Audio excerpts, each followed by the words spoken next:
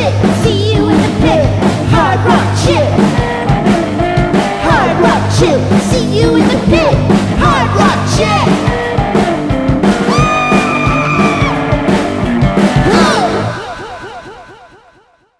Hello, everyone. This is HardRockChick, and I'm here today with Volk. And thank you for being here.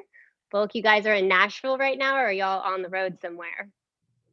We're in Nashville, which is going to become a much more rare thing as the year continues, but kind of soak the Nashville heat for a couple more days. Yep. It's hot. I'm in the California desert, so I might have y'all beat with the heat. Yes, totally do. Yes. Yeah. Cool. So let's start with my standard question. So what was your first concert you ever went to? Ooh. Oh, man. Do you remember yours? I think I can sadly remember that. I don't know if it counts. It was like this. It was a Teenage Mutant Ninja Turtles rock the world thing that my mom took me to when I was like 5. That sounds awesome. I was a child of the 80s. That's Me too. That's something I very distinctly remember of, like, it was like part like rock. It was like performance theater, I suppose, like music theater. Like they would play some songs and there would be like a choreographed fight with Shredder and the foot. This explains everything. It explains all of my trace back to that. I think mine was either Dave Matthews or Jet, but I think it was Dave Matthews when I was like 10 or something. Those are some good ones. Yeah. So Chris, you grew up in Texas, right? Yes. And yes. Elliot, you grew up in California. Is that correct? Did I read that San right? Diego. Cool. So I'm a Texan, but I split time between Texas and California. So you're like if you combined us or something. yeah. Okay. Next question. What was the last concert you went to that you actually like bought tickets for? Ooh, like recently? Just like not that you played, so you just happened to be there. I guess we just because things just opened up. We were at the East Room here in Nashville. It's a great local venue. A lot of good like national rock bands come through. And we saw Nordista Freeze and Have a Rad Day. Just some really awesome sort of up and coming like rock and roll bands. And I have to say, Chris and I felt like we were everyone's chaperones. There it was like a lot of Gen Z escorted by dad there. Yeah, so that made me feel really old. Yeah, I think it was like 18 and up, which is so awesome. And like, to be fair, I would have been one of those kids, you know, when I was 18 or however, you know, but it was cool. It was hilarious. It was there were great sets. It was awesome. But I was like, oh my. We've been, it's like a post-pandemic thing. I feel like I've been hitting, or we've both been kind of hitting it hard of going to see shows. Like a couple of weeks ago, we saw Jamie Wyatt and Riley Downing and Lily Hyatt at the Basement East. That was fantastic. I've been looking forward to that. I'd never seen Riley Downing live, and he was hilarious. And then Jamie Wyatt's just, you know, iconic at this point, or at least steadily growing iconic. So it was great to see her. Otherworldly voice. Yeah. And just going to see a lot of friends. I'm trying to think. I can never remember what the last show I saw before the pandemic. I had tickets to go see Sturgill Simpson, and that didn't happen. And today my girlfriend just successfully got us, I'm so excited, tickets to go see Elton John at Nissan Stadium here in 2022. So that's going to be great. I saw a Red Piano show in Vegas. Wow. It was really cool. Yeah. Amazing. Yeah. He's a treasure. He's a treasure. Yeah, he is. Okay. What's the best piece of advice anyone's ever given you about your music career? Be nice. Yeah. And be consistent. Be nice, be consistent, and just kind of say yes to everything up to a point. Yeah, I think it's always the little things, like remembering everyone's names at the venue. Um, I don't know, those things can take you farther than you think. Yeah, and don't ever, burn bridges or things like that, and just try, yeah, be nice, and because especially I guess now we're kind of getting into it of like, and we've lived in Nashville long enough that we'll be hanging out somewhere, and I'll just be like introduced like, oh, this is Airly Tasjan, or this is John Prine's son, or something like that, and I'm like floored and things like that. You And just then, never know who everyone knows, and everyone knows everyone. Yeah. So I think that's the one sort of gift about living in Nashville is you learn to not freak out when you like see your hero just in the same bar as you, but just be a genuinely nice and cordial person to everyone, because you just not only do you, it's not like so much you don't know who they know, it's that you might see them in a room in 2 years from now, and they're going to remember if you were rude, all Yeah. that stuff. It's like that happens all the time. Definitely. Nice and helpful. Like I try to, like, whenever I have a chance, help other bands to get gigs or just connect people, because those have just come back to us in spades, and Yeah. paying it forward. For So, sure. That's sound advice. Yeah, I spend a lot of time in Austin, and I feel like Mhm. Austin and Nashville have a lot of similarities in that kind of small town vibe, though both have grown a lot recently. But yeah, definitely, like, you never know who you're going to be running into and talking to, so you better be nice to them because you don't know what's going to happen next. Yeah. Yeah, exactly. What's an album or song that you are obsessed with right now? Ooh, that's a really good one. By the Way by Brandy Carlisle, because I just read her biography, and Mm, just put her in the list of celebrities like Elton John, probably Dave Grohl, of people if I meet, I will probably begin crying. Of just like, you are a beautiful, wonderful person.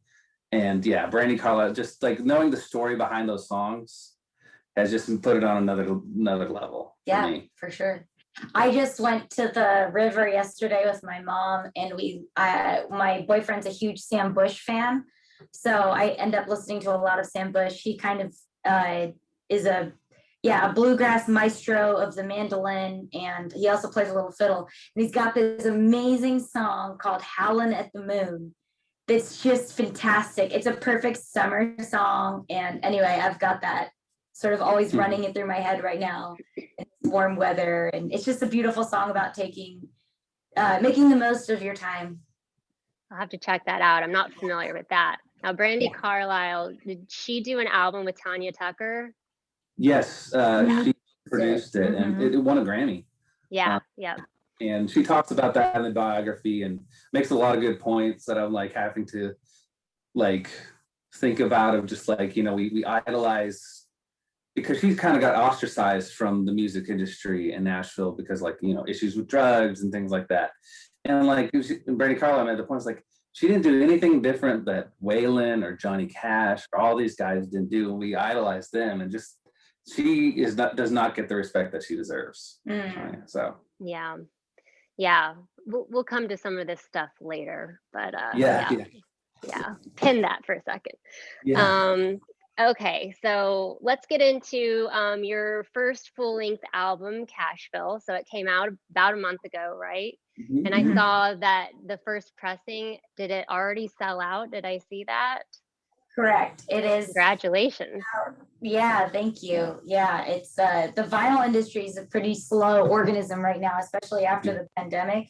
But we've been sitting on those for about a year, and yeah, it's super exciting. Super, super exciting. Second pressing slowly on its way. Yeah, hopefully on the way in a couple of weeks, so we'll be That's going awesome. things like that. Yeah, it's really beautiful, cool looking vinyl for sure. Thank Um, you. so they say it takes your whole life to write that first album.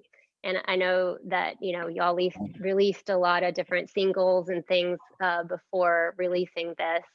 But I think, I've always been interested in music that kind of sounds like a place. I grew up in the 80s and 90s, like Seattle sound. And, Mhm. I was into like 60s and 70s music and stuff like that. It sounded like San Francisco or whatever. And I think your story about meeting in Berlin and stuff like that is super interesting to me. So, I noticed when looking and listening to your record that there's a lot of like places in there. So I was wondering if you could talk a little bit about that. Totally.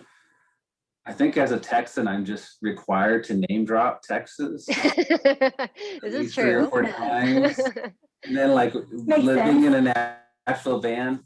Yeah, I mean, It's funny you say that because our first song, Welcome to Cashville on the album, was originally sort of like an FU to Berlin. And it was originally written about Berlin, and then we sort of molded it to our experience in Nashville with the major music industry here, not so much the underground, which we love, but the part of it that's making millions and millions of dollars off of sort of cookie cutter country, if you will.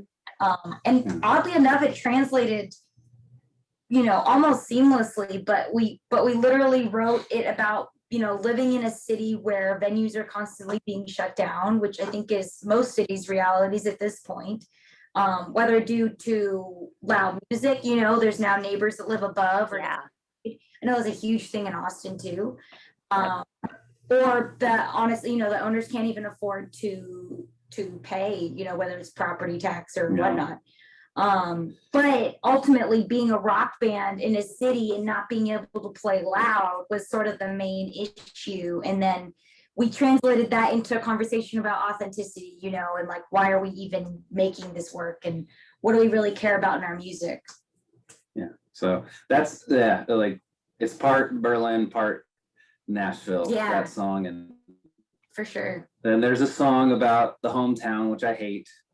He doesn't hate the song, he hates the hometown. Yeah, I think the song, I like to think the song's good, but I'm not a fan of the town of Palestine, Texas. Palestine? Well, the song, so in Palestine, Texas, they find they misprint. We were good at mispronouncing words, as you know, as a fellow Texan. Oh yeah. Refurio, that's a big one. Yeah. Guadalupe. But they find it. They do get offended if you do say Palestine. So the name of the song is Old Palestine, and that's just kind of that's just a big middle finger to my hometown, and just like, you guys, this town is a lot like unfortunately a lot of places in the United States have a lot of backward thinking and refuse to deal with past sins and crimes I spent like a short 3 months there, and what I've witnessed, and we've also witnessed just having toured, quite a bit of the Midwest and whatnot through small towns too, is it's a perfect example of a town where all the mom and pop stores have been bought out. They're gone, quite frankly, and everyone goes to the local Walmart and the local Applebee's, and there's you could maybe count truly local establishments in Palestine like on one hand, who have been there for more than 20 years. There's a lot, and it has a beautiful downtown, and most of the buildings are empty. Kind of imagine, gosh, what did this look like before these corporations came and kicked everyone's butt? So it's pretty night and day there, unfortunately. It is. I guess I never thought we do name drop a lot of places. I just like, what other something, like, oh yeah, Yorkshire go, yeah. Yeah. Which I've never been to. Have you been to England? I've been to London. But that's a great story though. I had a bet with a lady who I was trying to get a date with. She was British, of course. She was British, from Yorkshire. And so the deal was, if I included a lot of like awkward lines, like I think like the frog getting your tongue and something about a monkey, and just like really off the wall things that she didn't think that I was kind of right. But for some reason I was able to. Sometimes that's what it takes. Yeah, and I never got the date, but we liked the song, so we still play it. Hmm. Yeah. Yeah, I think it's interesting, like, how albums or bands used to sound like one place. I think maybe it's indicative of kind of the internet era or just people's movement around so much now in the modern era that albums now sound like many places. So I thought that was really interesting to just take a look at your album and kind of feel that as you're listening to it. So I thought that was Totally, cool. yeah.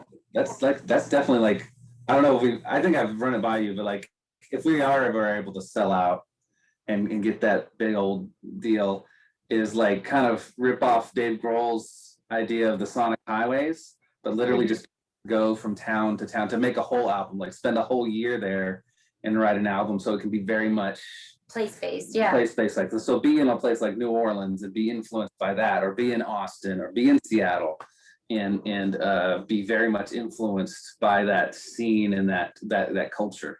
And Yeah. like our time in Nashville has informed us so much. Like we've been here, well, I've been here almost 5 years, you like 4.5. And like, we get to see some world-class players, of course. And then there's a huge majority of Nashville that wants to sound like Jason Isabel, and you're kind of like, yeah, he does him really well. Yeah. He's got that going on. So, it's like, at what point do you ask yourself, what makes you different? What's your personality? What's your twist on everything? So, yeah. For sure. Yeah. Let's see. So I love your videos, especially the honeybee video. So I read about so you were a theater major, Elliot? Is that what? Yeah. So how did that influence like your videos? And I mean, I just was very creative. I thought it was almost like kind of, I don't know, a bit like fetishy, I thought. There was something very sexual about that video. Oh my God. That was my mother's dream of the video. This is just sex, Chris. Well done.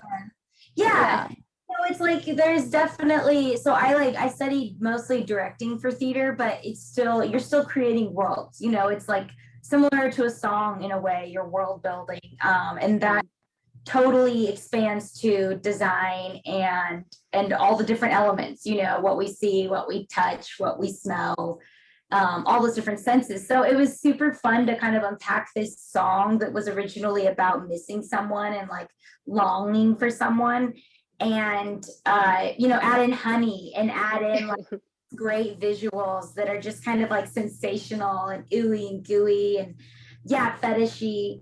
And I love like the color, like that yellow backdrop is just so kind of just is seared in your mind after you've seen the music video, and totally. Like it was the perfect storm because we basically shot that all in one day, and we had props and things like basically things we thought would be hilarious to see honey dripping down, and even like the mannequin thing, which I think a lot of people remember so much, was totally a last minute thing. Like I think I had us somewhere and I was like, we have got to put honey down this. But I love those things, they're totally experimental, borderline, and I think it's fun to break away from like your traditional storyline of a music video, and do something that's very raw and sort of sensorial in a way that we totally are on stage anyways. It's kind of like makes a lot of sense for the kind of show we try at least to put on. Yeah. So it all connects. Yeah, totally. So let's talk about your look. So I watched some older videos of you guys playing live. I believe maybe they were 5 or 6 years old. And I'm just like watching the progression. And it's so interesting. Like, it's very like, you guys are a little more like, I don't know if I would say quite prim and proper, but it's just kind of this like unraveling over the years to a much wilder version of yourselves. So Totally. I just wanted you to kind of talk about how that's happened and how you've kind of found your groove and style visually. And I mean, especially like living in Nashville, there's some, I mean, I love to go vintage shopping there. There's so many great stores and stuff. So, you know, what, tell me about your aesthetic and how that's developed over the years. So I think that like our aesthetic has always in some way been framed, of course, by the bands that we love. You know, like of course we love David Bowie and the Killers, you know, something more current, who are always, you know, very tightly framing their visuals. And Lucius, I have to bring them up because they're a huge influence on me, especially just in terms of their show. I don't know if you're familiar with the duo Lucius. Amazing. They're these two women. They sing front and center, and they both kind of play keys a little bit. But they just did backing vocals for Roger Waters for like 2 years. Oh, okay. But they've been touring nationally for years now, probably 10 years. And their thing is they've always dressed the same because they sing very similar. So their thing is kind of like two become one, both like sonically and visually. And I always just loved how sharp their look was. And so that kind of was like from the beginning, it was like, okay, how do we connect to each other visually on stage? And then slowly it just became like, I found a sequin dress in Atlanta during one run in Augusta, Georgia, which is James Brown's hometown actually. And it was like, I kind of do some Goodwill shopping. I've stopped now just because we don't have as much time for that. But I found this dress and I wore it that night for the show. And it just like, it's like, I say this, but something really did click. It was like, oh my gosh, sequins and this music and our look. And then Chris went and got a suit. And so ever since then, and then we both put cowboy hats on because he used to wear a cowboy hat, but I wouldn't. It kind of got more and more, like you said, like unraveled, but also focused. Finally, I mean, I can't tell you how many different sequin items I have. I've like, and I can't get rid of them because I'm just like, you know, I can tell you where I found each one. Finally, we sat down with Sibel Elena, who's a local costume designer. She just did Elizabeth Cook's, or she's been doing Elizabeth Cook's onesies forever, her outfits. And we were like, okay, enough with the thrifting. It's time for us to have some customs made. And it was super, yeah, sort of working that up with her and honing in on what that look would be. And the cool thing with her is it's kind of always growing. So it's like, this is our first look, like, and it's very Cashville influence. We've got the dollar signs and things like that. But we got the cowboy hats to light up, which was like an aha moment. Yeah. Like wear a cowboy hat without the lights on it now. Like I'm addicted. It's so fun. That's awesome. But yeah.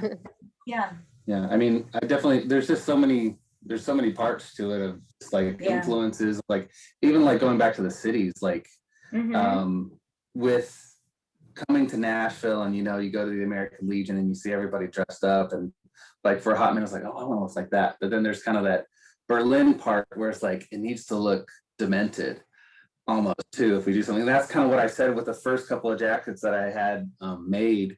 I would ask the designers, like, could you make me look like a demented Dwight Yoakam? Yeah, I love it.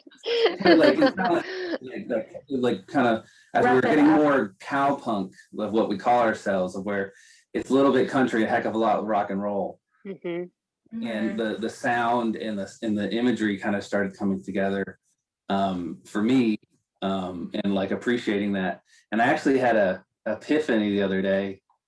So I was helping a buddy film a music video, and he borrowed one of my suits for it. He's just walking around Nashville, and he was just getting so many people just coming up to him, asking him to take his picture and things like that, just walking around as I'm trying. And it's like, you know, it dawned on me because Brandy Carlisle talked about this in the bio. I keep on bringing her up. She's like, I always dress up on stage. I always dress nice because like when you're on stage as the artist, you owe it to your audience to let them know, like, this is a performance, and like I'm signaling to you that I care. And that kind of like cemented it for me, because that was something I fought for a long time. I just wanted to show up in jeans and I just wanted to. I started playing guitar because of Kurt Cobain. Like as a theater major, I was like, no way, this has got to change. But I definitely like embraced it, and it's like I actually like it because you kind of like get to hide in there, and like I got my hat, so I don't have to like look at people. I'm just like in my own little world of performing. So It's nice. It's our own world. I would say like we kind of our image sort of cleaned up just as of late. But what's cool is that our performance, it lets our performance be wild. You know, like it gives a little focus to what the craziness on stage. yeah. That's awesome. Awesome. I love it. Okay, so let's go back to the outlaw country thing. So in this day and age, what do you think it means to be outlaw country, and what do you think it means to be a rebel? You know, there's been a lot of controversy in country music lately with this, that, and the other, but I think it's a little difficult and murky to define what it means to be a rebel these days. So I just want to know what that means to you. I have to think about one thing I can't was like outlaw. Anybody who calls himself an outlaw country person or is trying to do that, I feel is just doing a branding marketing thing.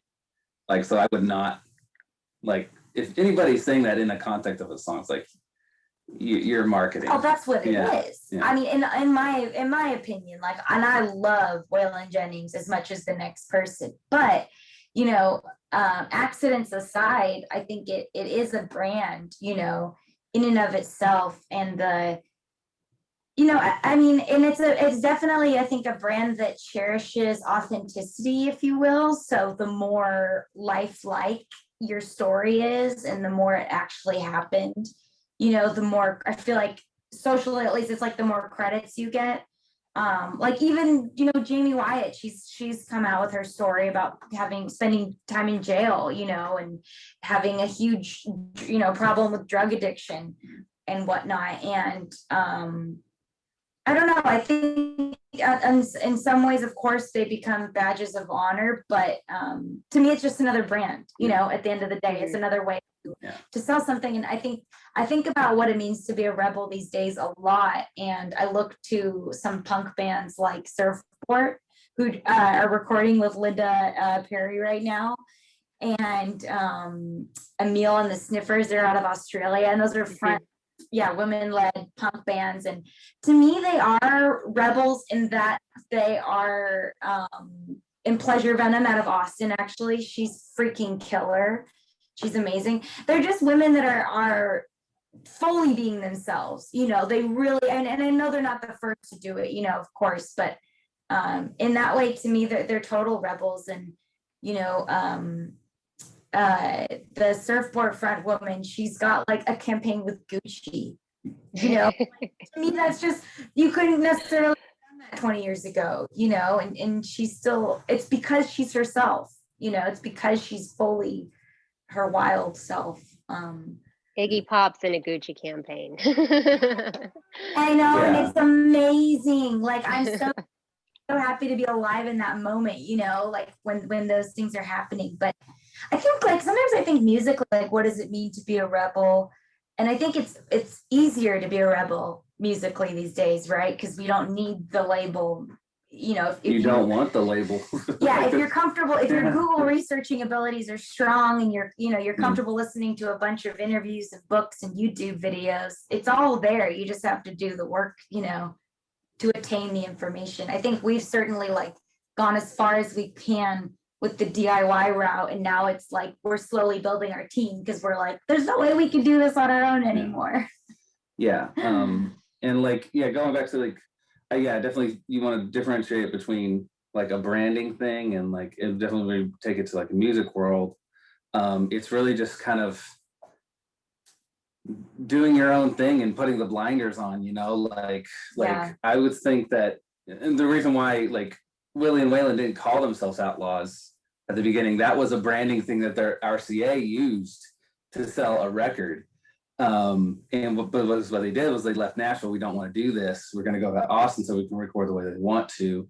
So folks like John Prine, Kendrick Lamar, Chance the Rapper, who do things very independently of their own visions and things like that Oh are, my gosh, Anna DeFranco. I mean, Yeah. she started her own label years ago, you Yeah. know, just to do her own thing. So. and Linda Perry, who Yeah. who are Yeah. against the Nashville music industry all the time. Yeah. I guess that would be like, it's just like, I guess my English major is, I need to define this part and define this part. This is this definition for this. And it's like I feel like we, you know, as we grow as a band, we come upon more and more artists who we consider mid-level or like bigger artists, and they're comfortable with where they're at in a really healthy way. You know, they're like, my only job is music. I'm just working on the next album. I'm touring, but I'm happy where I'm touring. You know what I mean? Like they're not. It's not like stadium where it didn't happen. You know, they're like on their level, and to me that is kind of rebellious in terms of like, we're not all trying to be the next Foo Fighters. You know, it's like there's a beauty in that, and this, and I know like some of our heroes do that, like Ray Wiley Hubbard. You know, he's got his loyal following, and I think he's finally in that sweet spot, well overdue, to be able to comfortably, you know, for whatever that means for him, live and exist and create, you know, as the artist he wants to be, and to not have to compromise really for his art. Well, speaking of all that, I mean, you've kind of circled around the answer to this, but how do you define success as a musician these days for you specifically? If I don't have to have another job, and on one days that we're not playing shows, I can feel free to no more side gigs, work on music, or just, you know, relax and consider the day off and not have that awful feeling of like, I should be working right now. I should be doing something. That would be my idea of success. Yeah, and like we really are at this unique point as a band where band work is full-time anyways. You know, let's either a call for merch or a call for advances or a call, you know, like a call from our booking agent. It really is a full-time job, and we're almost there to be able to do it, you know. I should clarify, it's like the Volk stuff is totally, I'm talking about like going and mowing lawns. Yes, yeah, like side, you know, hanging drywall. Side gigs. Got it.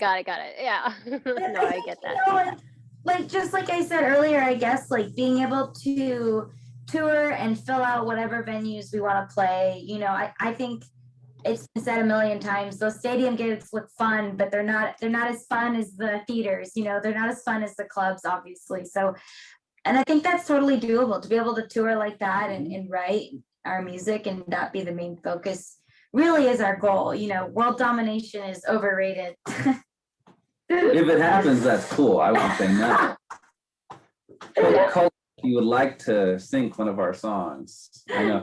The crazy thing is like nowadays, those kind of hookups are just, you know, from an industry perspective, are totally the thing now. You know, everyone wants that sync, and then you've got 30 grand, and oh my gosh, you know, you can just sit back and write the next album. Yeah.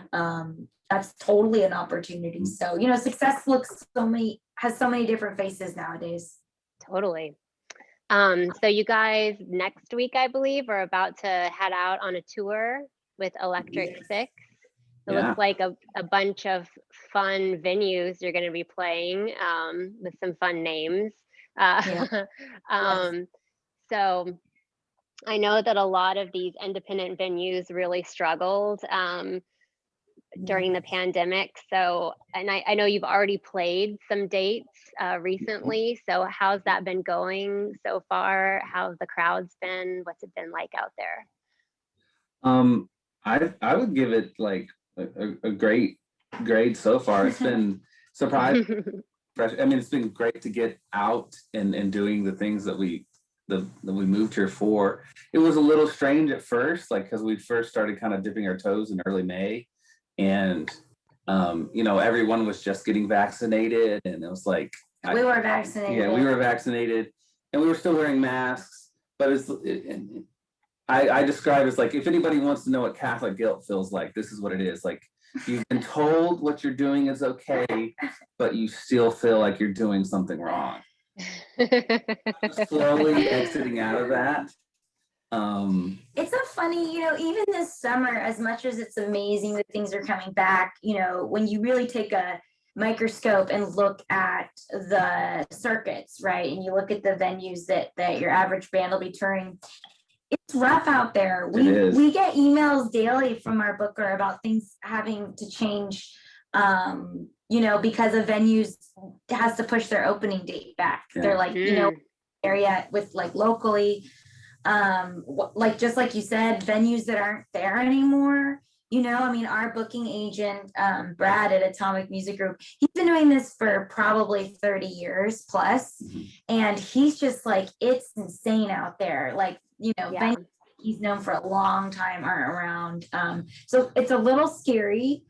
And I think it's especially scary, actually, I have to speak like for the DIY bands, because Chris spent 3 or 4 years straight booking for us. And it really is that time where it's very clear, like, we're lucky finally to have a booking agent, but forever we didn't. And the gigs we're getting are 100% because of those connections he already has. Yeah. I hate to think like, well, where we would be if we were trying to book on our own still. And, we have those connections we've made. Yeah. And those are priceless. And we'd have those with or without Brad. Yeah. But it's important to get your, get your toes wet. Like, it's important as a DIY band to be venturing out and trying to tour right now, and it's just almost impossible. Like, we've had multiple friends ask us, like, how are you guys getting gigs, because no one's even responding to me, just because that lower level that's crucial to bands growing is stumbling. They're just trying to get back up on their feet, and it's really difficult. So I feel like that's not being said enough. We're all focusing on our favorite big bands getting out and touring, but it's really the smaller guys who are hit the hardest right now. Yeah. Blessing. Yeah. It makes me furious and sad. And I don't think any of the funds have really been distributed yet that from the government. So it's been a long time. Yeah. So anyways. It's hard, but it's true. It's going to be a rough next year and a half, I think, until things level out. We did feel like we were maybe a little bit like the guinea pig band in May. Yeah. Like, here we go. I've been to one show so far, and people were so excited to be back, though. So I think it's promising as long as things keep staying positive. Like, people love live music, and they're just ready to get back out there. Yeah. We went to a show of our friends, Them Vibes, an awesome band here in Nashville. And you could just tell, because it was like the first time it could be full capacity, it was very cathartic for everybody in the room to just, oh man, I have really missed this. Yeah. Yeah, to be together, to be closer together. It felt good. Felt real good. Yeah. Well, anyways, I think we'll go ahead and wrap up now. If you have any parting words or want to let everyone know where they can find you online or in the next month on the road, where they can go to get that information. Totally. You can go to livevolk.com and you can find our tour there, our upcoming tour, get tickets, see us open for Electric Six. It's going to be real fun. And you can find our music on there, all our socials, all that fun stuff. And thank you so much for having us, Jamie. Thanks, guys. We'll see you later. Yeah, of course. Thank you. Bye.